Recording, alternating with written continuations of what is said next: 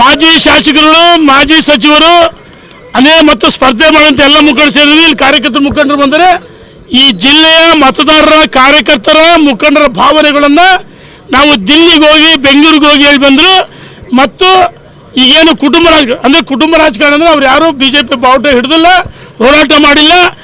ನಾವು ಹೇಳ್ತಿರೋದು ಅಭ್ಯರ್ಥಿ ಘೋಷಣೆ ಆಗಿದೆ, ಇದನ್ನು ಬದಲಾವಣೆ ಮಾಡಲೇಬೇಕು.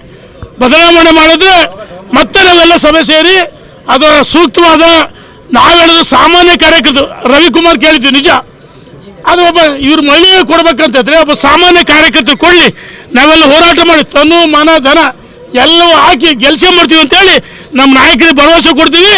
ಅಭ್ಯರ್ಥಿ ಇನ್ನೂ ಘೋಷಣೆ ಆಗಲೇಬೇಕು. ನಿನ್ನೆ ಆಗಿದೆ, ಇವತ್ತು ಬದಲಾವಣೆ ಆಗಲೇಬೇಕು. ನಮ್ಮ ಹೋರಾಟ ಮುಂದುವರಿಯುತ್ತೆ. ಎಲ್ಲ ಹಂತದ ಹೋರಾಟಕ್ಕೆ ನಾವು ಸಿದ್ಧವಾಗಿದ್ದೀವಿ ಅಂತ ಹೇಳಿ ನಮ್ಮ ನಾಯಕರಿಗೆ ನಮ್ಮ ಮನವರಿಕೆ ಮಾಡಿಕೊಡ್ತೀವಿ. ನೋಡ ಮತ್ತೆ ಸಭೆ ಸೇರ್ತೀವಿ, ಸಭೆ ಸೇರಿ ನಿರ್ಧಾರ ಮಾಡ್ತೀವಿ. ಇದು ಅಡ್ಜಸ್ಟ್ಮೆಂಟ್ ರಾಜಕೀಯ, ಅವ್ರನ್ನ ಗೆಲ್ಸೋದಕ್ಕೋಸ್ಕರ ಅವರು ಮಿಸ್ಸಸ್ ಕೊಡಿಸ್ತಾರೆ ಅಂತಂದ್ರೆ ಕಾಂಗ್ರೆಸ್ ಗೆಲ್ಸೋದಕ್ಕೋಸ್ಕರ ಅಲ್ಲ. ಒಂದು ಏನಾಗಿದೆ, ಅವರ ವಿರುದ್ಧವಾಗಿ ಸಮೀಕ್ಷೆಗಳು ಬಂದಿದ್ದು.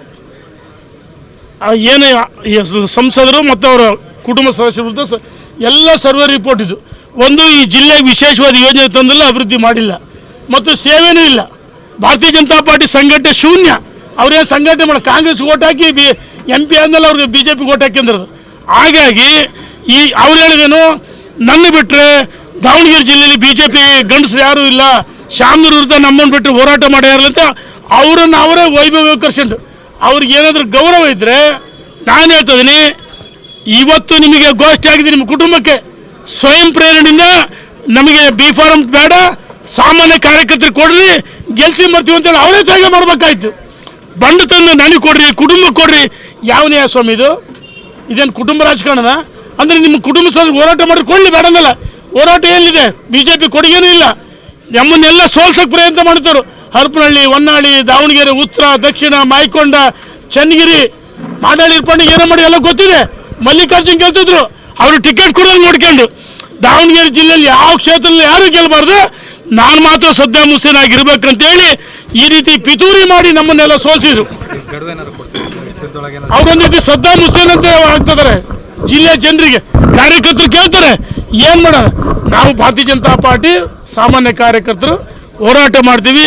ನರೇಂದ್ರ ಮೋದಿ ಪ್ರಧಾನಮಂತ್ರಿ ಆಗಬೇಕು, ಅದಕ್ಕೋಸ್ಕರ ಅಭ್ಯರ್ಥಿ ಬದಲಾವಣೆ ಮಾಡಿ ಅಂತ ನಾಯಕರಿಗೆ ಮನವರಿಕೆ ಮಾಡ್ಕೊಳ್ತೀವಿ. ಮ್ಯಾಚ್ ಫಿಕ್ಸಿಂಗ್ ನಮ್ದಲ್ಲ, ಅವ್ರದ್ದು ಮ್ಯಾಚ್ ಫಿಕ್ಸಿಂಗ್ ಹೌದು. ಹಾಗಾಗಿ ಬೇರೆಯವ್ರ ಮೇಲೆ ಅಪ್ರಚಾರ ಮಾಡ್ತಾರೆ. ಈ ಜಿಲ್ಲೆಯ ಪ್ರತಿಯೊಬ್ಬ ಕಾರ್ಯಕರ್ತರು, ಮುಖಂಡರು ಮತದಾರರಿಗೆ ಗೊತ್ತಿದೆ. ಒಬ್ಬ ಸಾಮಾನ್ಯ ಮಹಿಳೆ ಕೊಡಲಿ, ಮಹಿಳೆ ಕೊಡ್ಬೇಕಂದ್ರೆ ಸಾಮಾನ್ಯ ಮಹಿಳೆ ಕೊಡಲಿ, ಇವರು ತ್ಯಾಗ ಮಾಡಲಿ ಅಂತ ಹೇಳಿ ಒತ್ತಾಯ ಮಾಡ್ತಾರೆ. ಅದೇ ಕಾರ್ಯಕರ್ತರು, ಮುಖಂಡರು ಮತದಾರರ ವಿರುದ್ಧ ಇದೆಯಲ್ಲ, ನಾವು ಹೆಂಗೆ ಒಪ್ಕೋಬೇಕು? ನಮ್ಮ ವಿರುದ್ಧ ಪಿತೂರಿ ಮಾಡಿ ಇವ್ರು ಹೇಳ್ತಾರೆ, ದಾವಣಗೆರೆ ಜಿಲ್ಲೆಯಲ್ಲಿ BJP ಕೊಟ್ಟು ಬೆಳೆಸಿದ್ದು ನಾವು, ಎಲ್ಲರೂ ಗೆಲ್ಸಿದ್ದು ನಾವು ಅಂತ ಹೇಳ್ತಾರೆ. ಈ ಬಾರಿ ಸೋಲಿಗೆ ನೈತಿಕ ಹೊಣೆ ಓಡ್ತೀರಾ? ಮೊನ್ನೆ 23ಕ್ಕೆ ಇವರೇ ಸೋಲಿ ಕಾರಣ ಇದ್ದಾರೆ. ಆಮೇಲೆ ಗೆಲ್ಸಿರಂದ್ರೆ ನಮ್ಮನ್ನು ಇವರೇ ಸೋಲ್ಸಿರೆ, ಸೋಲಿಗೆ ಇವರೇ ಕಾರಣ ಅಂತ ಹೇಳಿ ಗಂಟಾ ಘೋಷ ಹೇಳ್ತೀವಿ. ಅಭ್ಯರ್ಥಿ ಬದಲಾವಣೆ ಮಾಡಲೇಬೇಕು. ನೋಡ, ಕಾದು ನೋಡೋಣ, ಹೋರಾಟ ಮಾಡ್ತೀವಿ. ನಮ್ಮೊಳಗೆ ಮತ್ತೆ ಚರ್ಚೆ ಮಾಡ್ತೀವಿ, ಕಾಯ್ತೀವಿ. ಇನ್ನು ಸಮಯ ಇದೆ. ನಮ್ಮ ನಾಯಕರಿಗೆ ವಿನಂತಿ ಮಾಡ್ತೀವಿ. ಕನ್ನಡಿಗರ ನೆಚ್ಚಿನ ನ್ಯೂಸ್ 18 ಕನ್ನಡ ಈಗ ವಾಟ್ಸ್ಆಪ್ನಲ್ಲೂ ಲಭ್ಯ.